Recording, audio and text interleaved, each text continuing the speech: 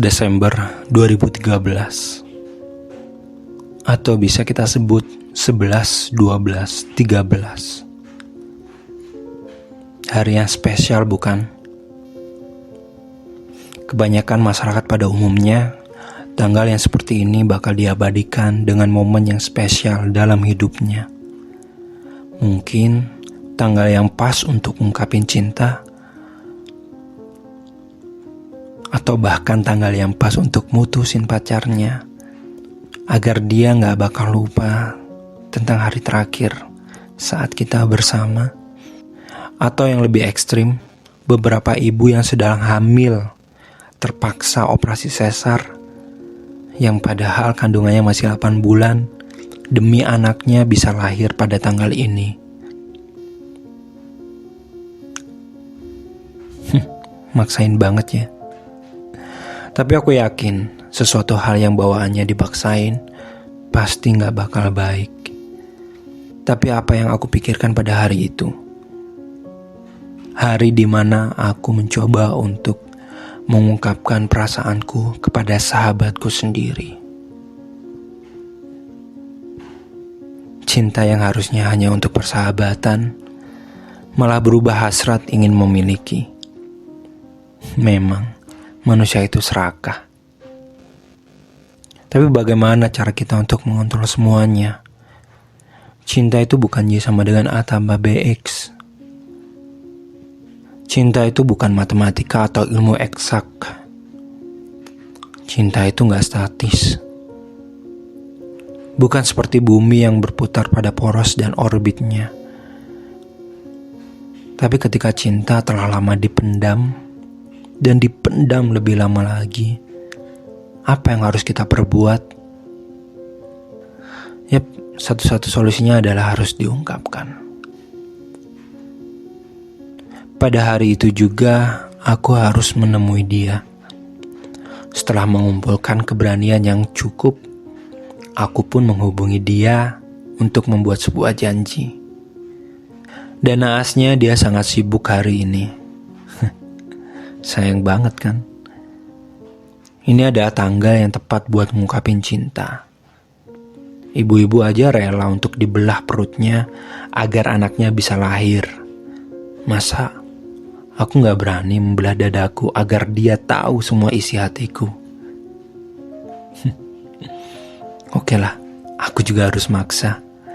Akhirnya aku sampaikan via SMS. Karena pada waktu itu aku ingat betul, belum ada yang namanya WhatsApp. Dengan perasaan deg-degan, akhirnya aku mengirim sebuah pesan singkat.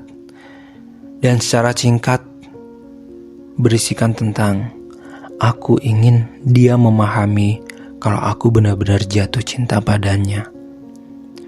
Seperti halnya yang lain, pasti orang akan merasakan jatuh cinta ketika mereka merasakan nyaman saat mensandarkan sebagian dari kehidupannya kepada orang yang dia percayai, orang yang memahaminya, dan orang yang bersedia untuk menemaninya di kala sendiri.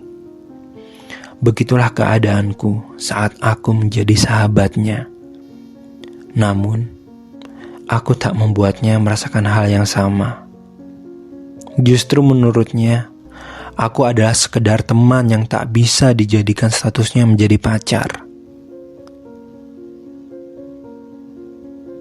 Tapi semua yang aku ungkapkan ini cukup membuatnya sangat terkejut.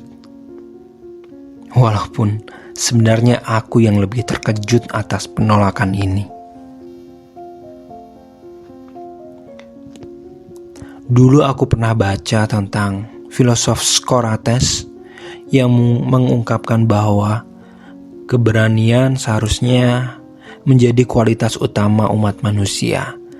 Karena tanpa kualitas ini, kualitas yang lain tidak akan berjalan. Mungkin yang dimaksud Socrates, kalau kamu gak berani ngungkapin cinta, kamu akan terus berjalan di tempat yang sama.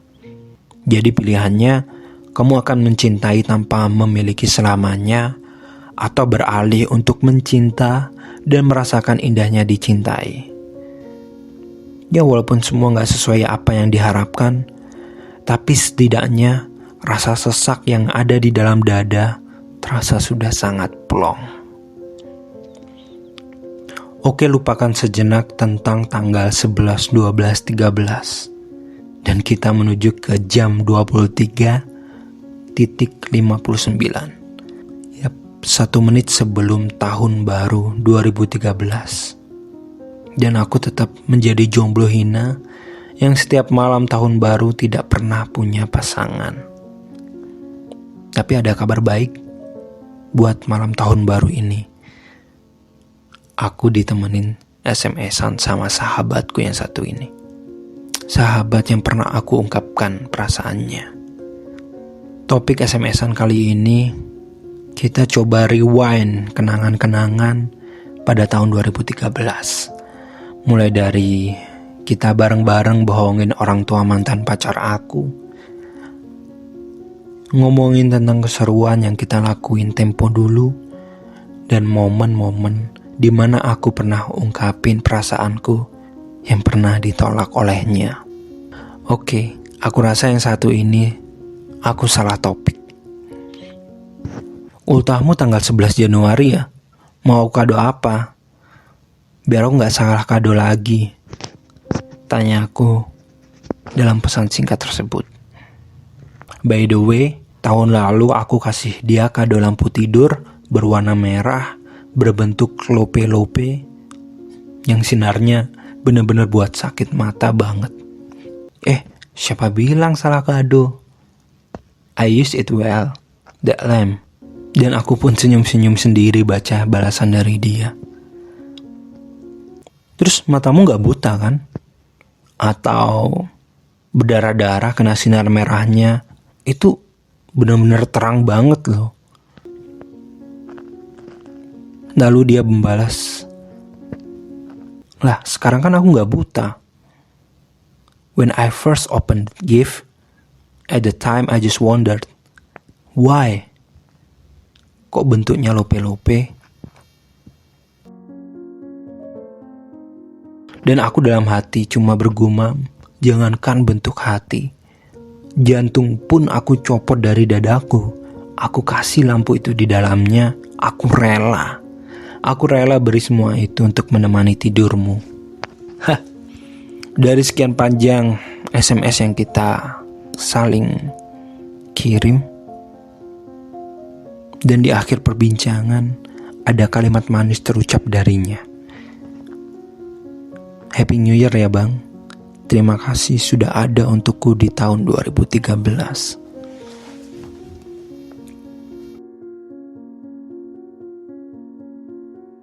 Aku adalah seorang yang terlalu sombong dengan mengatakan pada dirinya sendiri bahwa wanita yang dicintainya mempunyai perasaan yang sama.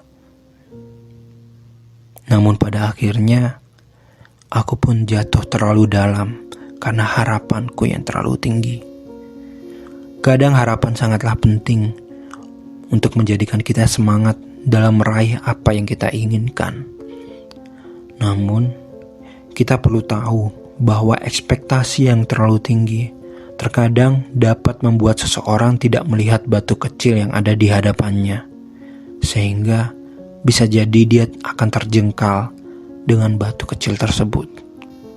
Jadi, sebelum kita menetapkan sebuah harapan, kita harus benar-benar siap akan kemungkinan kita untuk terjatuh.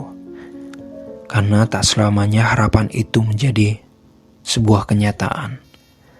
Banyak pelajaran yang bisa aku dapat dari cerita yang aku ceritakan kali ini, di mana sebuah perasaan harus diungkapkan apapun risikonya, atau di mana cinta yang tidak boleh untuk dipaksakan, dan saat di mana kita harus mengerti bahwa ikhlaslah yang menyelamatkan kita dari semuanya harapan yang kita impikan selama ini.